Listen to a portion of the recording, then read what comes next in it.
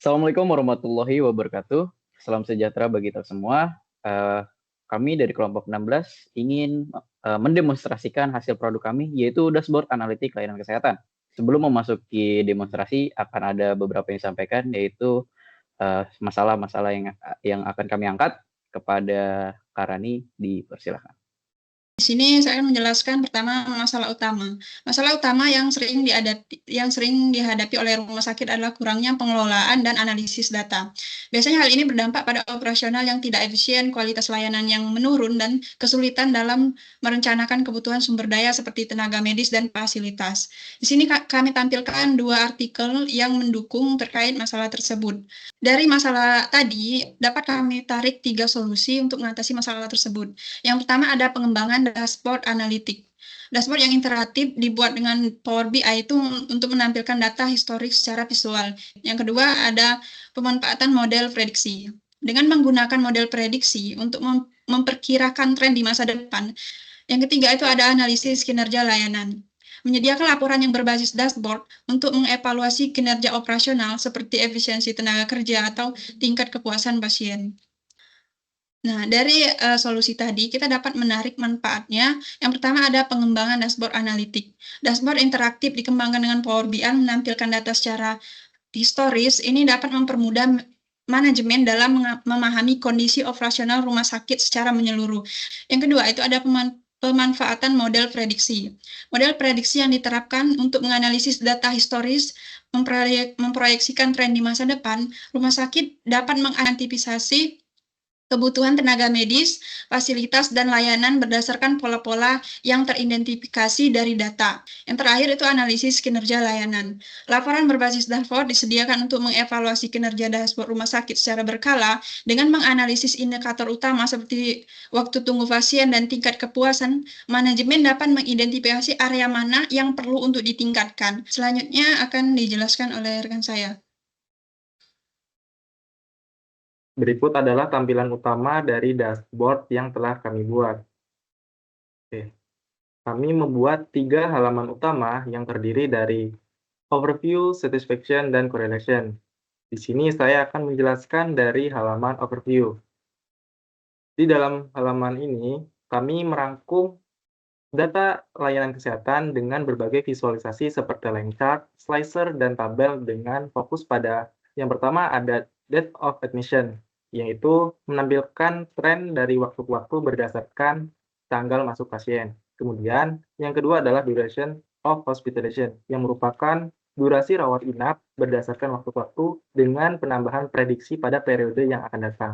Kemudian, kami menampilkan blood type yang menunjukkan tipe golongan darah berdasarkan jumlah pasiennya dari golongan tertentu. Kemudian, kami juga menampilkan medical condition yang merupakan jenis penyakit yang ada di dalam rumah sakit tersebut berdasarkan jumlahnya. Kemudian kami menampilkan total revenue yang juga menampilkan total pasien yang dirawat selama periode tertentu. Oke, di sini juga kami menampilkan fitur interaktif berupa slicer dengan fitur berupa tahun dan kelompok usia, yang dimana di sini kita bisa interaksi berdasarkan tahun sekian dan kelompok usia yang ada. Oke. Sebagai contoh, jika pihak rumah sakit ingin melihat informasi pada tahun 2019, maka kita tinggal klik fitur ini di tahun 2019. Oke. Yang kami lakukan adalah menganalisis data untuk memahami tren masuknya pasien ke rumah sakit dan durasi rawat inap. Jadi kami meng-highlight bagian 2 ini untuk disajikan kepada pihak rumah sakit. Kemudian untuk data yang lainnya disajikan sebagai pendukung.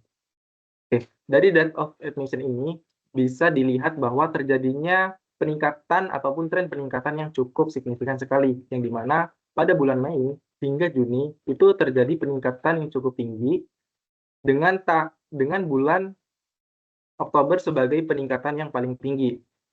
Dari data of admission ini, pola ini bisa menunjukkan adanya periode puncak pertengahan tahun yang perlu diantisipasi bagi pihak rumah sakit. Oke. Kemudian duration of hospitalization. Di sini, data historis menunjukkan durasi rawat inap mengalami fluktuasi yang cukup signifikan. Mulai dari bulan Mei 2019, puncaknya terjadi pada bulan Oktober 2019, sebanyak 16.400 menit. Kemudian di sini juga kami menampilkan prediksi masa depan, ditampilkan pada visualisasi dengan garis berupa warna hitam yang menunjukkan tren ke depannya yang diperkirakan akan stabil namun cenderung meningkat. Hal ini menandakan bahwa durasi rawat inap pasien berpotensi terus meningkat pada periode yang akan datang. Jadi, dari data ini yang kami rekomendasikan pertama adalah antisipasi lonjakan pasien. Dengan adanya puncak pertengahan pada tahun 2019 di bulan Agustus hingga Oktober, maka pihak rumah sakit dapat memastikan ketersediaan seperti tenaga medis, ruang perawatan, hingga fasilitas pendukung lainnya. Kemudian, efisiensi perawatan dan prediksi yang akurat. Data peramalan durasi rawat inap ini juga menunjukkan potensi peningkatan ke depan, sehingga bisa direkomendasikan untuk penerapan strategi efisiensi perawatan dan mengevaluasi pasien dengan kondisi medis tertentu. Berikutnya saya serahkan kepada rekan saya. Oke, jadi di sini saya akan menjelaskan di page 2 dan juga page 3. Page 2 ini yaitu mengenai satisfaction, yang mana mengenai kepuasan pelayanannya. Nah, di time waiting ini yang tertingginya yaitu berada di satisfied yaitu berjumlah 158. Nah, dari chart ini tuh bisa kita simpulin meskipun banyak yang puas, jumlah yang kecewa pun juga cukup signifikan dan juga perlu perbaikan di manajemen antrian biar waktu tunggu lebih efisien dan nggak bikin bete pasiennya. Dan kemudian di chart friendly healthcare workers ini ternyata yang tertinggi juga di pelanggan yang puas berjumlah 108. Nah, di sini tuh bisa dibilang kalau keramahan itu kunci kenyamanan pasien. Fokus training ini untuk tenaga medis agar lebih ramah dan empati, bisa bikin pasien merasa dihargai dan juga betah. Selanjutnya yaitu di check up appointment. Di chart ini tuh ternyata pasien juga banyak yang puas, yaitu berjumlah 159. Nah, dari chart ini tuh kita bisa tahu kalau jadwal janji temu itu masih perlu diperbaiki biar lebih fleksibel dan mudah diakses. Kita perlu mengoptimalkan sistem booking biar pasien lebih happy dan nggak kecewa. Dan selanjutnya di chart hygiene and cleaning, ternyata di sini tuh pasiennya lebih banyak ke neutral berjumlah 136. Jadi dari chart ini tuh kita bisa tahu kalau kebersihan itu krusial banget buat kesan pertama. Jadi perlu fokus lebih pada peningkatan standar kebersihan di area layanan agar pasien merasa lebih nyaman dan juga aman saat berkunjung ke rumah sakit. Selanjutnya kita ke page 3 yaitu mengenai correlation-nya. Di chart yang pertama yaitu jumlah kasus per medical condition ini ternyata di sini tuh artritis yang paling tertinggi yaitu berjumlah 9,3 ribu. Dan secara keseluruhan dari chart ini tuh bisa kita dapat kalau semua kondisi ini tuh punya jumlah kasus yang hampir sama. Jadi kita perlu pendekatan kesehatan yang menyeluruh juga. Tapi di sini tuh artritis bisa jadi prioritas karena angkanya yang paling tinggi. Kemudian ke distribusi gender yang mana bisa dibilang seimbang. Dan kita perlu strategi kesehatan yang harus inklusif dan merata tanpa fokus ke salah satu gender aja. Kemudian ada kita ke chart billing amount for top 10 hospital. Jadi di sini tuh bisa kita lihat kalau Johnson PLC ini yang paling tertinggi yaitu mencapai 1,08 juta. Nah, dari chart ini tuh bisa kita simpulin kalau rumah sakit dengan billing tertinggi ini punya kemungkinan besar punya layanan yang sering digunakan atau juga bisa dibilang lebih mahal. Kemudian ke distribution of medisnya. Di sini tuh kita bisa lihat kalau semua kondisi itu hampir sama di 4,6 sampai 4,7 ribu antara cowok dan juga cewek.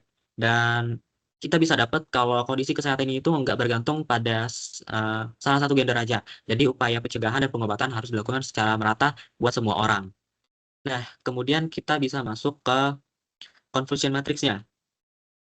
Di sini itu confusion matrix ini bisa kita lihat kalau ini tuh punya false negatif yang tinggi, yang mana abnormal ini dibilang normal atau inklusif dengan kasus salah prediksinya itu berjumlah 2.290. Nah, hal ini tuh bisa berbahaya banget karena pasien sakit nggak bisa ditangani dengan baik. Kemudian di sini tuh juga punya false positif yang juga besar, yang mana kasus normal dibilang abnormal dan juga inklusif dengan jumlah kasus salah prediksinya itu berjumlah 2.361. Hal ini tuh bisa bikin overtreatment, yang mana membuat tambahan biaya yang nggak perlu.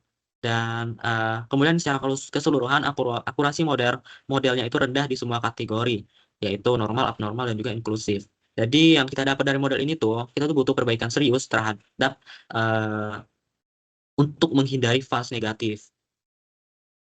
Dengan solusinya yaitu tambahan data dan variabel, kemudian mengoptimalkan algoritmanya, kemudian fokus ke pasien abnormal. Karena abnormal ini tuh sensitivitas modelnya harus ditingkatkan biar pasien yang sakit itu benar-benar terdeteksi. Selanjutnya ke correlation matrix-nya. Nah, di correlation matrix ini tuh korelasi antar variabelnya tuh bisa kita lihat kalau super lemah, dekat banget sama nilai 0. Artinya hal tersebut tidak memiliki hubungan yang signifikan. Bisa kita lihat di sini tuh H punya korelasi positif yang kecil sama days hospitalized, tapi punya korelasi negatif sama billing amount. Nah, secara keseluruhan semua variabel ini tuh kalau kita lihat-lihat mereka itu berjalan sendiri-sendiri alias independen. Mungkin itu saja penjelasan dari saya kembalikan ke moderator. Terima kasih kepada teman-teman semua yang udah mendemonstrasikan hasil produk dashboard analitik layanan kesehatan. Bila mana ada kesalahan atau kekurangan, mohon dimaafkan. Mungkin akan kami bakal jadi bahan evaluasi ke depannya untuk memaksimalkan produk kami. Akhir kata, wassalamualaikum warahmatullahi wabarakatuh.